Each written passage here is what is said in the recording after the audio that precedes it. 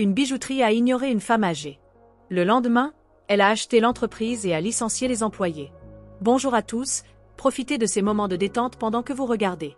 La voilà, murmura Clara, s'avançant d'un pas hésitant vers la boutique.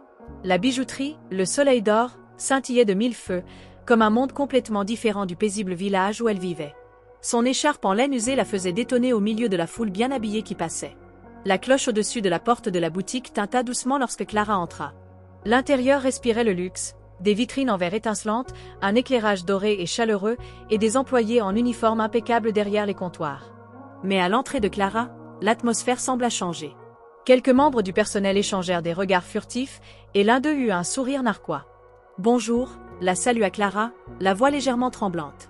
« J'aimerais voir le collier dans cette vitrine. » Une jeune employée, Lucie, toisa Clara de la tête aux pieds d'un regard vif et glacial. « Pardon, de lequel parlez-vous » ?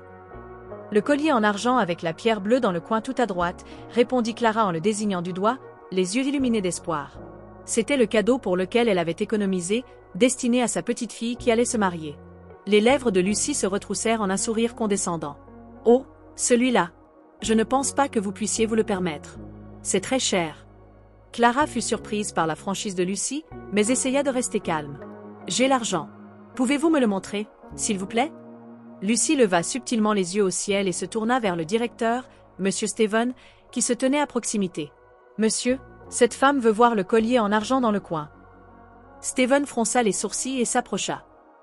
Il portait un costume noir élégant, mais son attitude trahissait un manque de respect évident alors qu'il regardait Clara. « Je suis désolé, ce collier n'est pas disponible à la vente.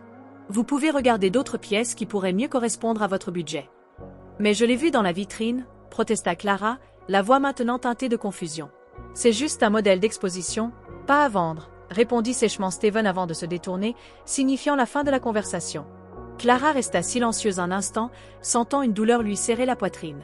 Elle regarda autour d'elle, espérant trouver un autre membre du personnel disposé à l'aider. Une employée plus âgée, Isabelle, croisa brièvement son regard, mais secoua rapidement la tête et se détourna. « Quelle nuisance !» murmura une voix provenant d'un comptoir voisin.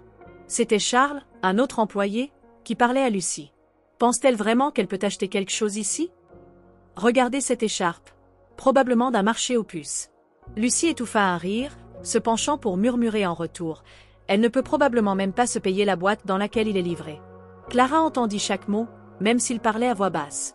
Son visage devint rouge d'humiliation, mais elle ravala sa fierté et s'approcha lentement d'un autre comptoir. « Excusez-moi » s'adressa-t-elle à un autre employé, Alexander. Il ne la regarda pas, se concentrant plutôt sur le polissage de la vitrine en verre comme si elle n'existait pas. « J'aimerais voir un » dit Clara en ouvrant son sac pour révéler une vieille enveloppe contenant l'argent qu'elle avait minutieusement économisé au fil des ans. Alexander jeta un coup d'œil à l'enveloppe sans grand intérêt et haussa les épaules. « Nous n'avons rien d'aussi bon marché ici. Vous devriez peut-être aller voir dans des boutiques plus petites du quartier. Elles seraient plus adaptées. » Les mots furent comme un couteau planté dans la dignité de Clara. Elle serra plus fort l'enveloppe, fixant Alexander comme si elle voulait dire quelque chose, mais aucun mot ne sortit.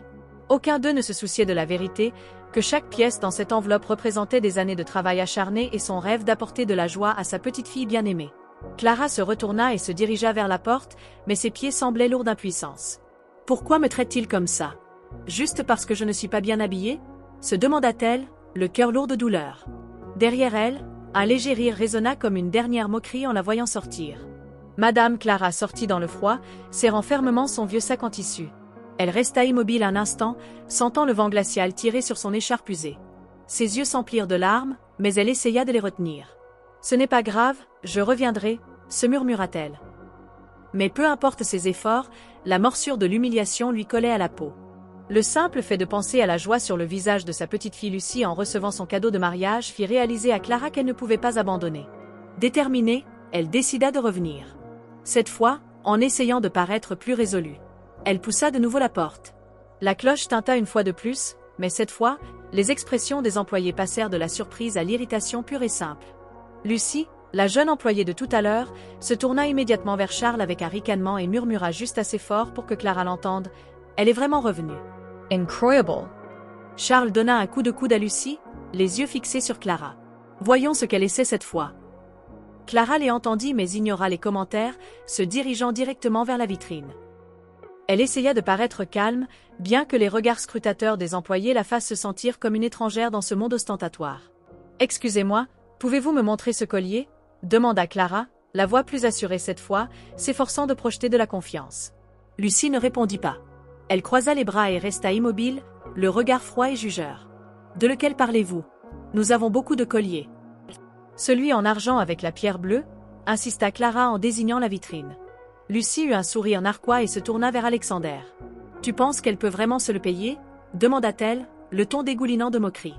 Alexander jeta un coup d'œil à Clara, les sourcils légèrement froncés. « J'en doute, mais voyons voir. » Il se dirigea vers la vitrine, mais ne prit pas le collier que Clara avait demandé.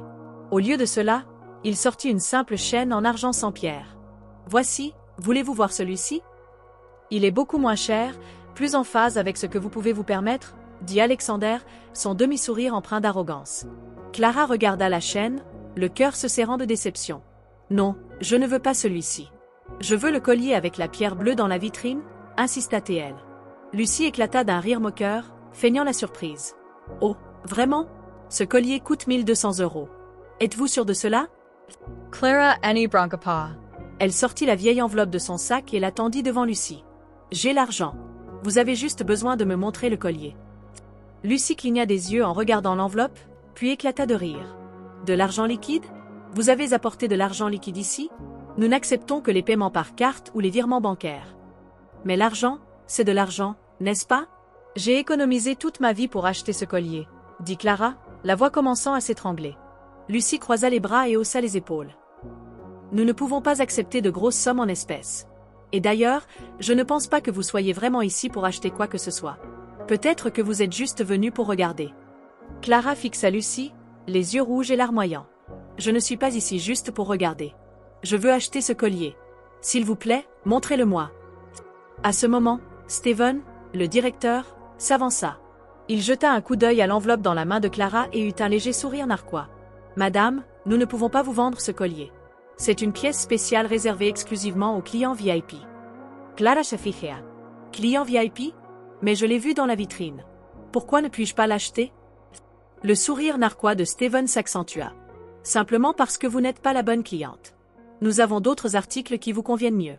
Laissez-moi vous montrer. » Clara serra plus fort l'enveloppe, la colère montant dans sa poitrine. Elle avait l'impression d'être poussée à bout, traitée comme si elle ne valait rien. Prenant une profonde inspiration, elle essaya de rester calme. « Si vous ne voulez pas le vendre, j'irai ailleurs. » Elle se tourna et se dirigea vers la porte, sans rien dire de plus. Mais en passant, elle entendit clairement la voix de Lucie derrière elle. « Pour qui se prend elle ? Une pauvre vieille dame qui entre ici en prétendant pouvoir acheter quelque chose. C'est ridicule. » Le rire de Lucie et Charles résonna derrière elle, coupant dans la fierté de Clara comme un couteau. Elle accéléra le pas, n'osant pas se retourner, les larmes coulant sur ses joues. Pourtant, à l'intérieur d'elle, une fureur silencieuse commença à gronder, comme une petite flamme prête à s'enflammer. Madame Clara marchait lentement le long de la rue animée, les yeux remplis de chagrin et le cœur lourd. Le rire moqueur de Lucie et Charles se rejouait dans son esprit, un rappel amer qu'on l'avait méprisé simplement pour son apparence modeste. Elle essaya de retenir ses larmes, mais la douleur dans sa poitrine était accablante. Soudain, une voix familière l'appela derrière elle. « Madame Clara! Madame Clara !» Elle se retourna pour voir Maria, une jeune voisine de son village, se dépêcher vers elle avec un grand sac. « Je viens de prendre des cadeaux pour ma famille et je ne m'attendais pas à vous voir ici, » dit joyeusement Maria, mais son expression devint rapidement inquiète en remarquant le visage de Clara. « Est-ce que ça va ? Vous avez l'air fatiguée. » Clara força un faible sourire et secoua la tête. « Je vais bien, Maria. Je sors juste d'une bijouterie. » Maria fronça les sourcils. « Une bijouterie ? Mais pourquoi avez-vous l'air si bouleversée ?» Clara hésita, puis décida de tout raconter à Maria. Les regards dédaigneux du personnel, les remarques moqueuses qu'elle avait endurées. Pendant que Maria écoutait, sa prise sur la main de Clara se resserra, ses yeux brillants de colère. « C'est scandaleux. Ils n'ont pas le droit de vous traiter comme ça. »« Ce n'est rien, Maria, » dit Clara, essayant de rassurer la jeune femme. « J'y suis habituée. Les gens comme moi, personne ne nous respecte vraiment. »« Mais vous ne méritez pas d'être traitée de cette façon, » protesta Maria. « Ils ne savent pas qui vous êtes ni tout ce que vous avez fait. S'ils savaient à quel point vous avez aidé les gens du village, ils n'oseraient pas vous mépriser. » Clara eut un sourire triste et ne dit plus rien. Elle ne voulait pas discuter, mais à l'intérieur, les mots de Maria plantèrent une graine. Elle n'était pas sans valeur. Elle avait passé sa vie à aider les autres, à économiser chaque centime pour apporter de la joie à ses proches. Elle ne méritait pas cette injustice. Clara décida de retourner à la bijouterie, cette fois avec un but plus clair. Je dois leur prouver qu'ils ont tort, pensa-t-elle. Mais quand elle entra, les choses ne firent qu'empirer. Alors que la cloche de la porte sonnait, Steven, le directeur, la regarda et laissa échapper un soupir audible. « Vous êtes encore de retour. Je pensais m'être fait comprendre. » « Excusez-moi, je ne suis pas ici pour causer des problèmes. Je veux juste acheter le collier que j'ai demandé, » dit Clara en essayant de garder une voix stable. Lucie, debout près de la vitrine, intervint à nouveau avec son ton moqueur habituel. « N'avez-vous pas entendu ce que M. Steven a dit? Ce collier n'est pas pour vous. »« J'ai de l'argent, » insista Clara, brandissant à nouveau l'enveloppe. Alexander Glausa. Votre argent ne couvrirait probablement même pas la boîte dans laquelle le collier est livré. Le rire éclata plus fort cette fois, de la part de Lucie et d'Alexander. D'autres clients dans le magasin commencèrent à remarquer l'agitation. Une femme bien habillée, clairement une cliente régulière, s'approcha avec une expression curieuse. « Que se passe-t-il » demanda la femme à Lucie. Lucie rit, ne faisant aucun effort pour cacher son mépris. « Oh, rien, juste une pauvre vieille dame qui pense pouvoir s'offrir des bijoux de gamme. » La femme jeta un coup d'œil scrutateur à Clara avant de se retourner vers Lucie et de rire aussi. « C'est vraiment amusant. » Clara sentit son visage brûler d'humiliation. Elle se tourna vers Steven, essayant une dernière fois. « Je veux juste acheter ce cadeau pour ma petite fille. S'il vous plaît, laissez-moi voir le collier. » Steven fronça les sourcils, faisant semblant de considérer ses paroles. Puis il hocha la tête. « Très bien, si vous insistez. Je vais vous le laisser voir. Mais je dois vous avertir, nous devons vérifier votre capacité financière avant que vous puissiez acheter quoi que ce soit. » « Vérifier ma capacité financière ? » demanda Clara, stupéfaite. Elle n'avait jamais entendu parler d'une telle chose auparavant. Exactement. Nous ne pouvons pas perdre notre temps précieux si un client ne peut pas se permettre de faire un achat, dit Steven, son ton dégoulinant de dédain. Mais j'ai assez d'argent pour l'acheter, argumenta Clara, serrant fermement l'enveloppe dans sa main. De l'argent liquide. C'est inapproprié. Si vous le souhaitez, vous pouvez revenir lorsque vous aurez une carte de crédit ou des documents financiers appropriés, répondit Steven, ses mots éteignant la dernière lueur d'espoir de Clara. À présent, les autres clients du magasin avaient commencé à chuchoter entre eux, leurs regards remplis de curiosité et de mépris. Un homme debout à proximité gloussa. C'est hilarant. Pense-t-elle que c'est un marché de village? Clara n'en pouvait plus. Elle se sentait comme un spectacle, la risée de tout le monde. L'humiliation la submergea, mais elle refusa de laisser les larmes couler. Redressant le dos, elle serra son sac et sortit vivement du magasin, laissant derrière elle les rires et les regards méprisants. Dehors, dans la rue, Clara s'arrêta près d'un banc, tout son corps tremblant de colère et d'humiliation. « Il ne me voit même pas comme une personne », pensa-t-elle, la fureur montant dans son cœur. Pourtant, au sein de cette colère, une faible lueur d'espoir jaillit. Elle se jura qu'elle ne laisserait pas cette injustice continuer. Madame Clara s'assit sur le banc du parc près de la bijouterie, ses mains tremblantes agrippant son sac en tissu.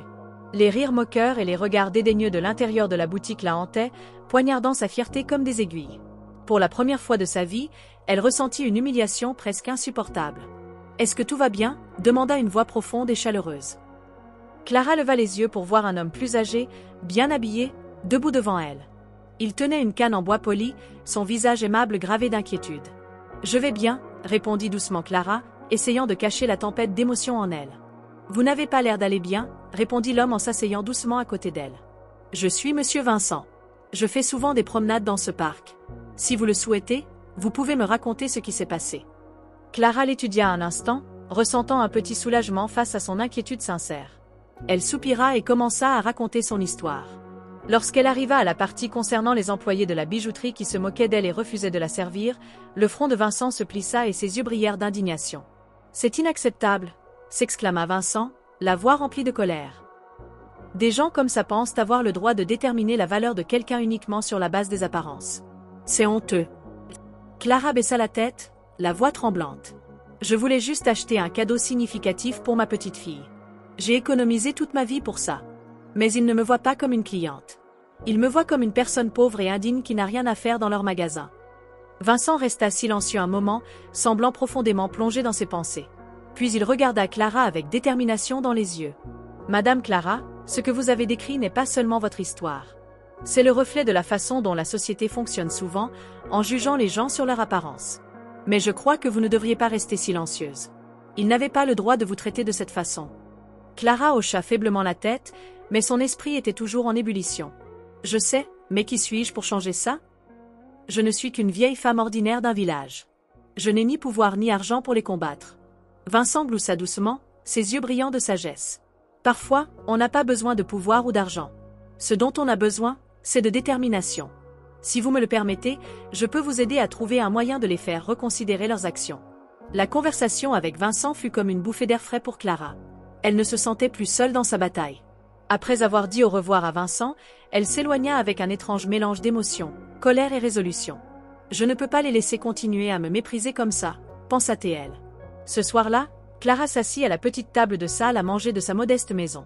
Sur la table reposait l'enveloppe contenant l'argent qu'elle avait économisé toute sa vie. Chaque pièce était un témoignage d'années de travail acharné, d'économie et de restriction en vendant des produits, en faisant des pâtisseries et en aidant ses voisins. Elle prit une feuille de papier et commença à écrire. Ses mots étaient sérieux et directs, mais remplis d'émotion. La lettre était adressée à un avocat bien connu de la région, quelqu'un que Vincent avait recommandé. Clara n'exposait pas ses intentions, mais elle savait qu'elle avait besoin d'aide pour se préparer à quelque chose de plus grand. Une semaine plus tard, Clara reçut une réponse de l'avocat. Monsieur Xavier, un homme d'âge mûr à l'allure professionnelle, arriva chez elle avec une mallette. « Madame Clara, j'ai lu votre lettre », commença Xavier en s'asseyant à sa table. « Et je dois dire que votre histoire m'a surpris et impressionné. Envisagez-vous vraiment d'acheter cette bijouterie ?» Clara hocha la tête, les yeux brillants de détermination. « Je ne peux pas accepter d'être traitée avec un tel manque de respect.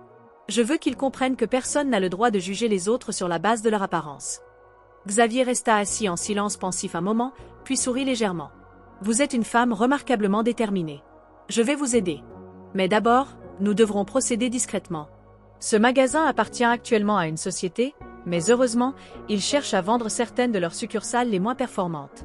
Je négocierai en votre nom. »« Mais ne découvriront-ils pas qui je suis ?» demanda nerveusement Clara. « Non, je veillerai à ce que votre identité reste confidentielle.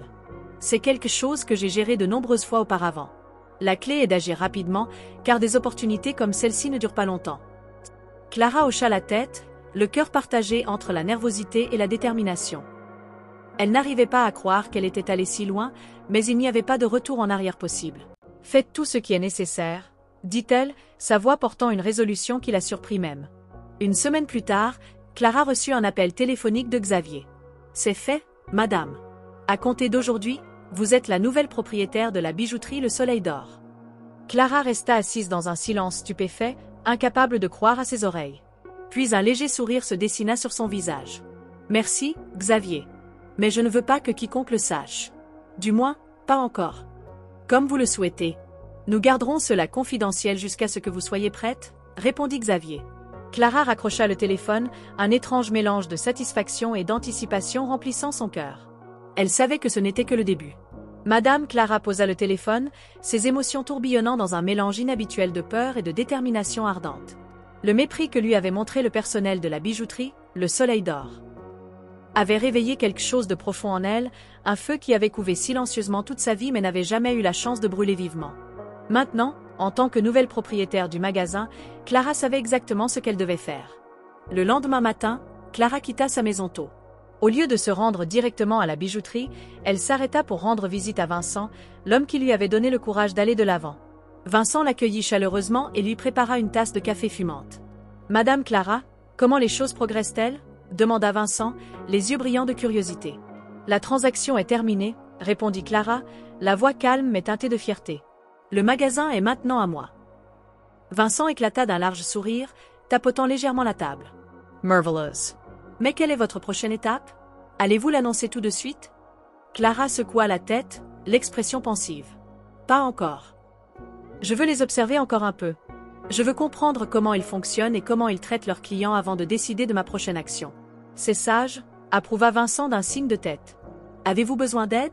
Je peux vous accompagner si vous le souhaitez. » Pas besoin, Vincent. C'est quelque chose que je dois gérer moi-même. Mais j'apprécie profondément votre soutien, répondit Clara, son ton portant une chaleur rare. Cet après-midi-là, Clara enfila un manteau propre mais usé, noua soigneusement son écharpe en laine et entra dans la bijouterie, Le Soleil d'Or, comme une cliente ordinaire. Les employés n'avaient aucune idée que la femme qui se tenait devant eux était maintenant leur employeur. « Encore ici, marmonna Lucie assez fort pour que Clara l'entende. Clara ne dit rien, observant tranquillement comment le personnel traitait les autres clients. Un jeune couple bien habillé entra dans le magasin et fut immédiatement accueilli par Lucie et Alexander avec des sourires éclatants et accueillants. Ils parlaient doucement, présentant chaque bijou, invitant même le couple à s'asseoir et à essayer des articles.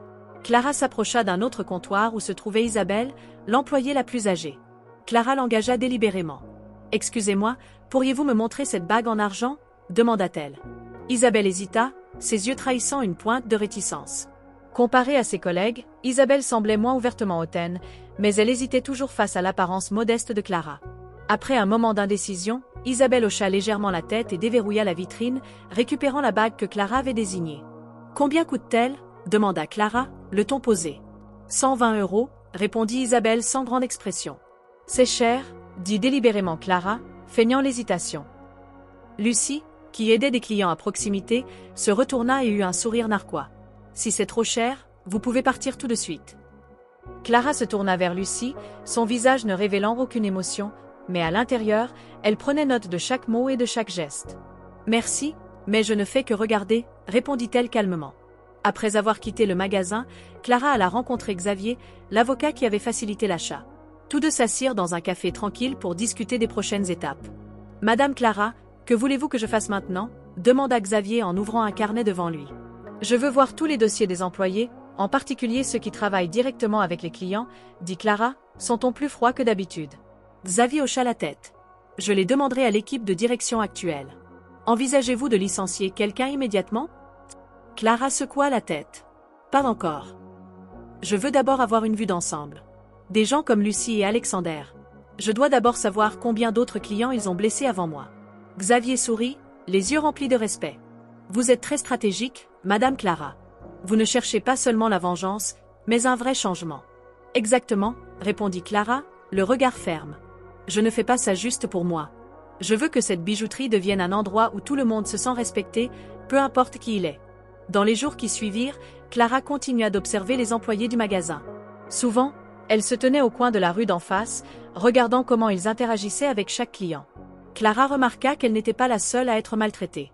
Une femme d'âge mûr aux vêtements simples entra dans le magasin et fut immédiatement ignorée par Lucie, tandis qu'Alexander faisait semblant d'être occupé à polir une vitrine pour éviter de s'engager avec elle.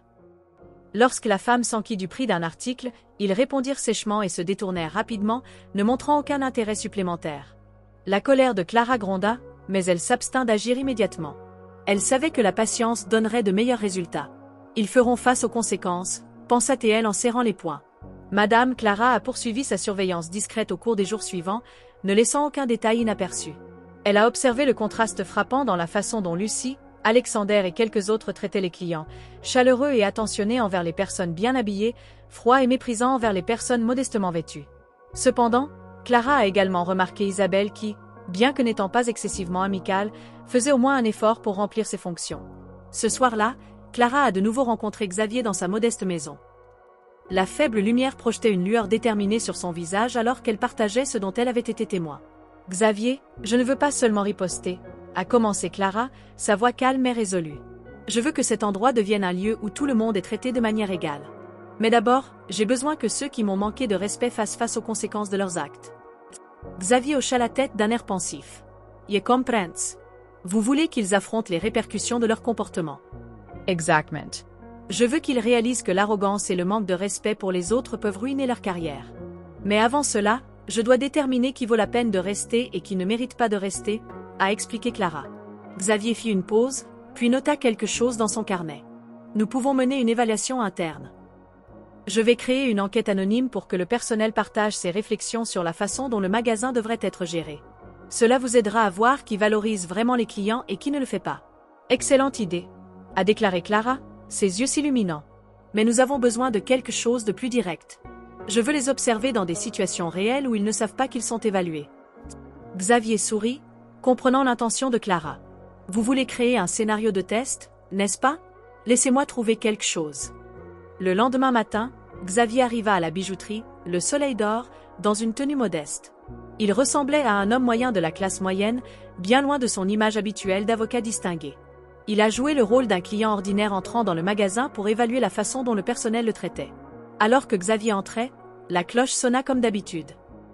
Alexander, debout près d'une vitrine, jeta un coup d'œil à Xavier et fronça les sourcils. « Bonjour, de quoi avez-vous besoin ?» demanda-t-il, son ton dénué d'enthousiasme. « J'aimerais voir le collier en argent avec la pierre bleue dans cette vitrine », a déclaré Xavier en désignant la vitrine du coin où Clara avait repéré le collier pour la première fois. Alexander a regardé Xavier de haut en bas, puis a souri d'un air narquois. « Celui-là est cher. Êtes-vous sûr ?»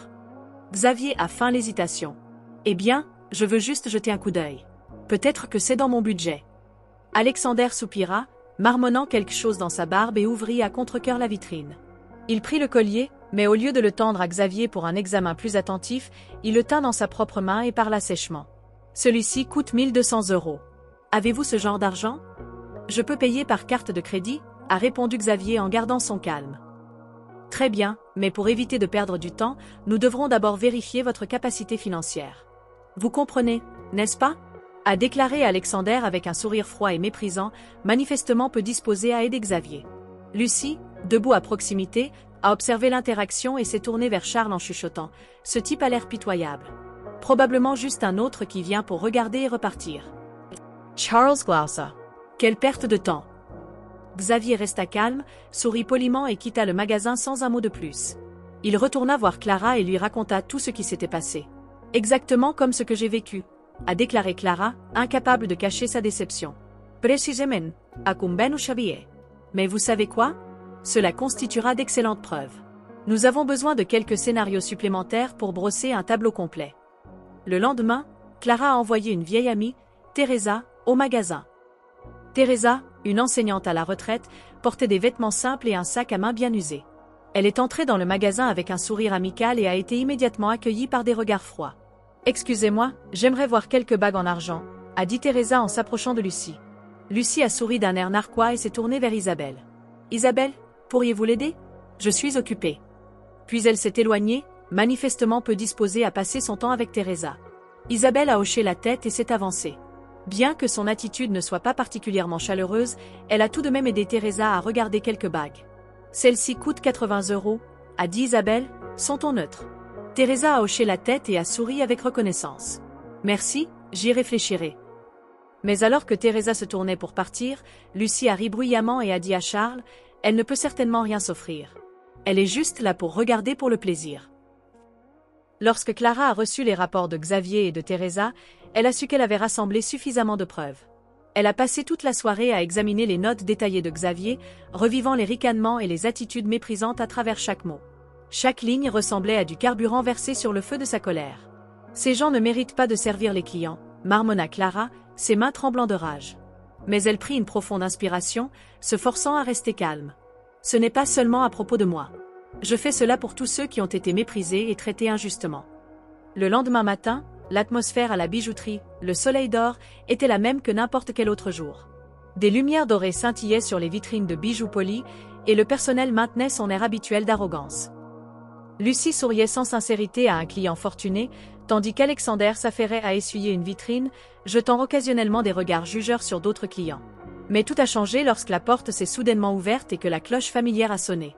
Madame Clara est entrée, non pas avec l'attitude timide et les yeux baissés auxquels ils étaient habitués, mais avec une présence imposante.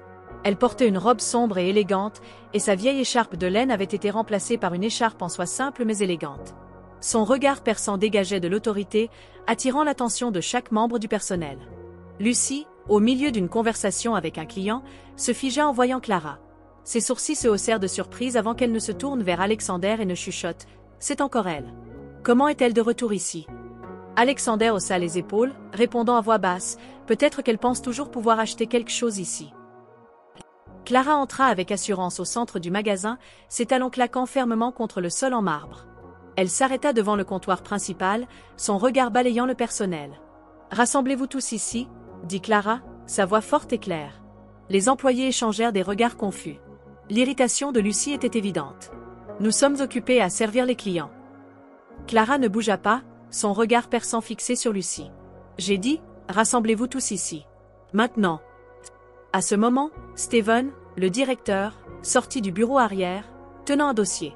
Il regarda Clara, d'abord surpris, mais son expression passa rapidement à son attitude arrogante habituelle. « Madame, si vous n'êtes pas ici pour faire un achat, je crains que vous ne puissiez pas perturber nos opérations comme ça. » Clara croisa le regard de Steven, ses lèvres se retroussant en un sourire léger mais tranchant comme un rasoir. Vous pensez que je n'ai pas le droit d'être ici? Elle plongea la main dans son sac et en sortit une liasse de documents, les claquant sur le comptoir. Je suis la nouvelle propriétaire de cette bijouterie. Le magasin tomba dans le silence. Lucie, Alexander et les autres employés se figèrent, leurs visages remplis d'incrédulité. Steven fronça les sourcils, ses yeux passant des documents à Clara, maintenant visiblement confus. « Vous devez plaisanter » dit-il. « Elle ne plaisante pas » retentit une voix derrière lui. Xavier, l'avocat, entra avec une attitude calme, portant une autre liasse de documents. Il les posa sur le comptoir et continua. « Ceci est la preuve de l'acquisition. À partir d'aujourd'hui, Madame Clara Martinez est l'unique propriétaire de la bijouterie Le Soleil d'Or. » Le visage de Steven devint pâle.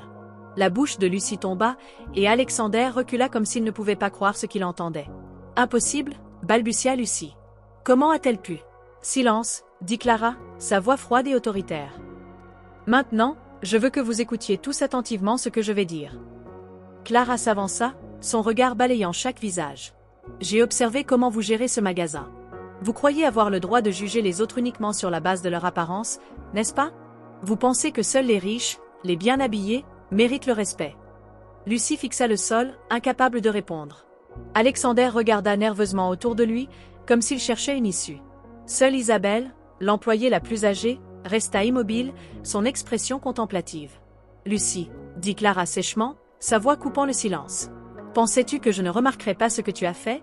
Te moquer des clients, refuser de les servir, et même les ridiculiser ouvertement dans ce magasin. J'ai tout vu. » Lucie ouvrit la bouche pour parler, mais Clara leva une main pour l'arrêter. « Ne dis rien. Il n'y a aucune excuse pour ton comportement. Tu es renvoyée, avec effet immédiat. » Le visage de Lucie devint cendré. « Vous ne pouvez pas faire ça. J'ai travaillé ici pendant plus de 6 ans. Je me fiche de combien de temps tu as travaillé ici. Ce que tu as fait est plus que suffisant pour que je prenne cette décision, » répondit Clara, son ton glacial. Clara se tourna vers Alexander. « Et toi, tu ne vaux pas mieux. Éviter les clients, leur parler grossièrement et ne montrer aucun sens des responsabilités pour ton travail.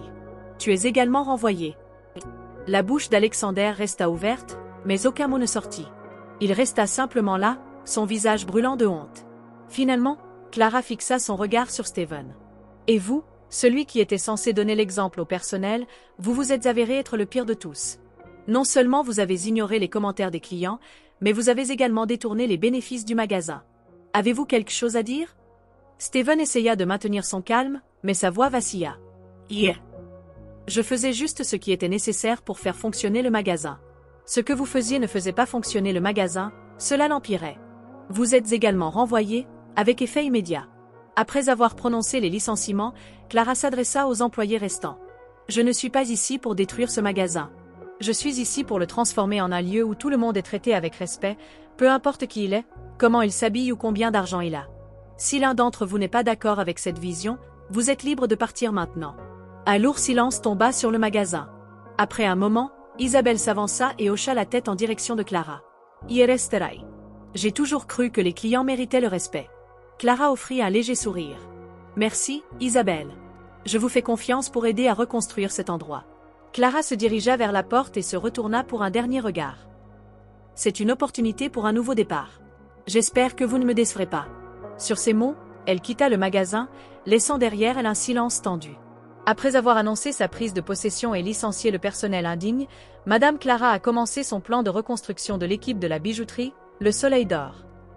Elle savait que changer un lieu imprégné de pratiques dépassées ne serait pas facile, mais elle croyait qu'avec les bonnes personnes et une éthique de travail appropriée, la bijouterie, Le Soleil d'Or, pourrait devenir un symbole de respect et de service client exceptionnel.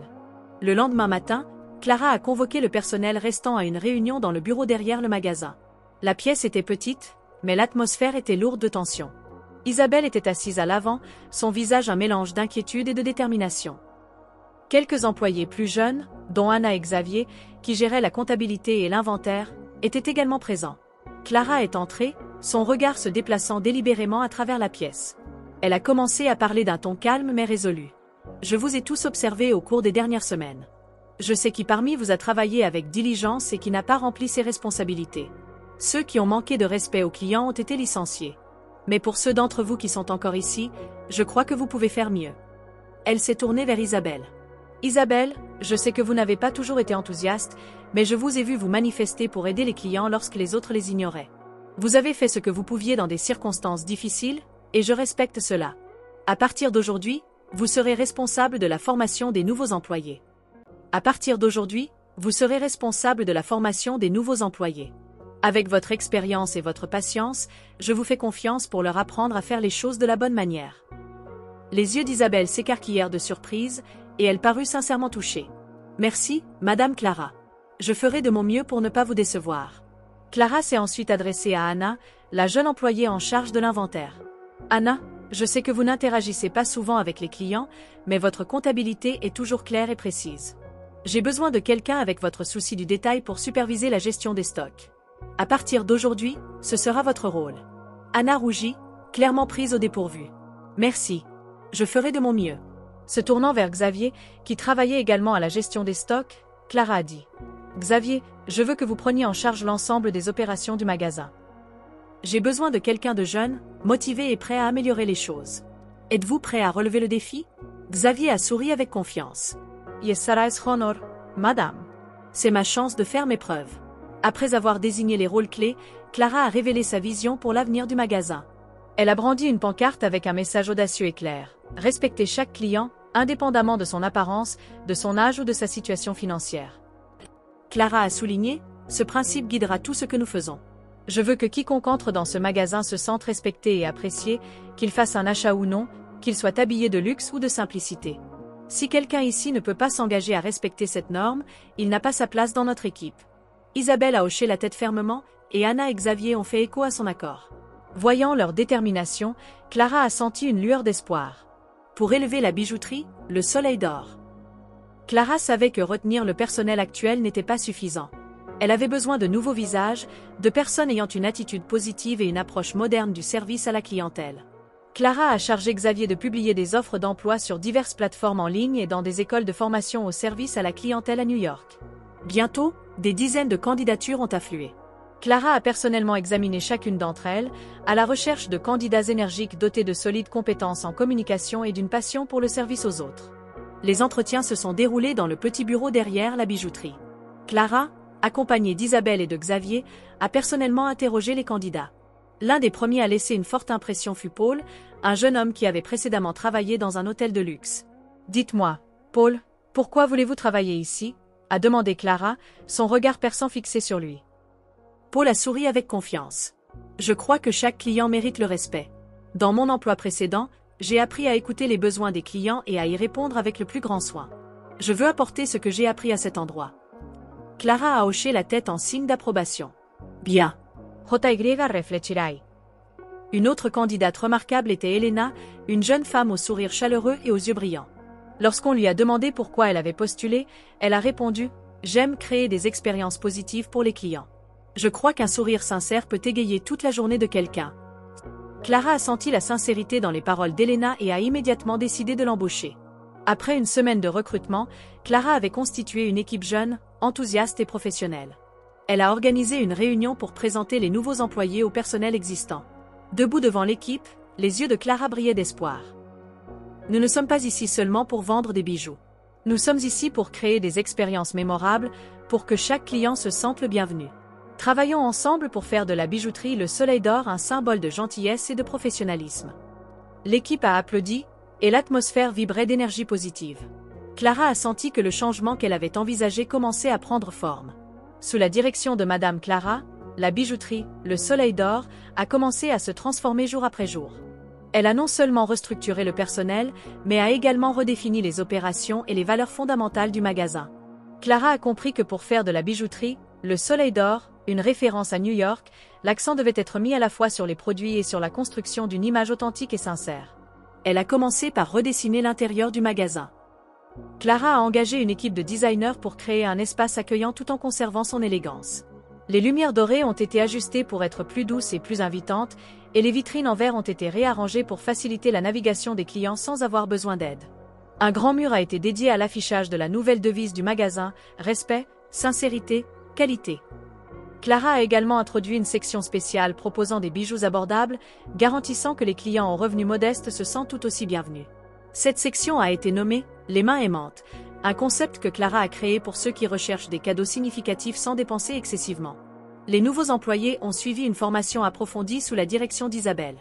Isabelle, désormais en charge de la formation, leur a appris à vraiment écouter les clients, non seulement pour vendre, mais pour comprendre leurs besoins et leurs désirs. Chaque membre du personnel s'est vu rappeler. Les clients ne viennent pas seulement pour acheter des bijoux, ils viennent chercher de la joie et de l'appréciation. Un jour, une femme âgée vêtue simplement est entrée dans le magasin, son attitude hésitante suggérant qu'elle ne se sentait pas digne d'être là. Cette fois, au lieu de recevoir des regards dédaigneux, elle a été accueillie chaleureusement par Elena, l'une des nouvelles recrues. « Bonjour, madame. Comment puis-je vous aider aujourd'hui » a dit Elena, sa voix pleine de chaleur. Je voulais juste regarder un bracelet pour ma petite fille, mais je ne suis pas sûre de pouvoir m'en offrir un, a répondu la femme, la voix tremblante. Ne vous inquiétez pas, madame. Je vais vous aider à trouver un cadeau magnifique et significatif, a dit Elena en la guidant vers la section, les mains aimantes. Après un certain temps, la femme est repartie avec un joli bracelet en argent et un large sourire sur le visage. L'histoire s'est rapidement répandue dans la communauté, suscitant la curiosité sur les changements à la bijouterie, le Soleil d'Or. Bientôt, le magasin est devenu connu comme un endroit où n'importe qui pouvait entrer sans crainte d'être jugé. Clara a réalisé qu'elle devait amplifier le message de transformation. Elle a organisé une petite conférence de presse au magasin, invitant des journalistes locaux à partager son histoire. Pendant l'événement, Clara a ouvertement raconté son expérience de discrimination. Peu importe qui vous êtes, peu importe combien d'argent vous avez, vous méritez le respect, a déclaré Clara aux caméras. La bijouterie Le Soleil d'Or ne vend pas seulement des bijoux, nous apportons les valeurs de sincérité et de gentillesse. Son histoire est rapidement devenue un sujet d'intérêt, les médias la saluant comme une femme courageuse qui s'est opposée à l'injustice et a apporté une nouvelle perspective à l'industrie des services à New York. Clara ne s'est pas arrêtée à l'amélioration du service client. Elle a alloué une partie des bénéfices du magasin pour soutenir des initiatives caritatives locales. L'un des projets phares était le fonds de bourse d'études « Bracelet de l'espoir », créé pour aider les étudiants défavorisés à poursuivre leurs études. De plus, Clara a parrainé un centre de formation professionnelle pour les femmes âgées, leur enseignant des compétences artisanales pour gagner leur vie. Elle comprenait que des personnes comme elle, modestes mais résilientes, méritaient des opportunités de briller. Chaque année, la bijouterie, Le Soleil d'Or, organisait un grand événement d'appréciation de la clientèle, avec des cadeaux gratuits, des remises spéciales et le partage d'histoires sincères de clients fidèles. Ces événements n'ont pas seulement attiré plus de clients, mais ont également favorisé un sentiment de communauté autour de la marque. La transformation de Clara a inspiré non seulement les clients, mais aussi ses employés. Isabelle, qui travaillait autrefois de manière rigide et manquait d'enthousiasme, est devenue un mentor dévoué. Elena, avec son sourire toujours présent, est devenu le membre du personnel le plus apprécié. Même Xavier, qui n'avait auparavant travaillé que dans les coulisses, était fier de faire partie du changement.